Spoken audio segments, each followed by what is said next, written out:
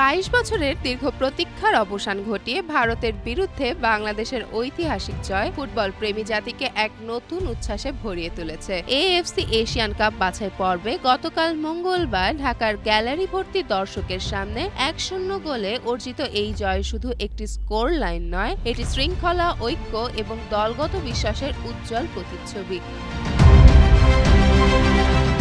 ম্যাচের শুরুতেই মোরসালিনের দুর্দান্ত গোলে কোটি মানুষের হৃদয়ে নতুন স্বপ্নের সঞ্চার হয়, যা ২২ বছরের অপেক্ষার অবসান ঘটিয়ে ফুটবলে আমাদের সম্ভাবনার দরজা আরও উন্মুক্ত করেছে।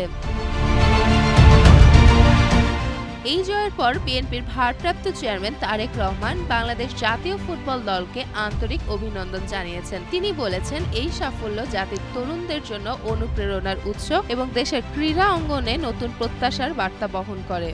তার শুভেচ্ছা বার্তা খেলোয়াড়দের পরিশ্রম, উৎসর্গ ও অসাধারণ লড়াইয়ের প্রতি এক সম্মান। আজ আমাদের ফুটবলাররা শুধু একটি দলের প্রতিনিধি নয়, তারা তরুণ প্রজন্মের অনুপ্রেরণা, দেশের ক্রীড়া সংস্কৃতির গর্ব। যদি আমরা প্রতিভা লালন, আধুনিক প্রশিক্ষণ ও পেশাদার ব্যবস্থাপনা নিশ্চিত করতে পারি, তবে বাংলাদেশের খেলাধুলার ভবিষ্যৎ আরও উজ্জ্বল হবে। যেমন ফারিয়া, জনকণ্ঠ।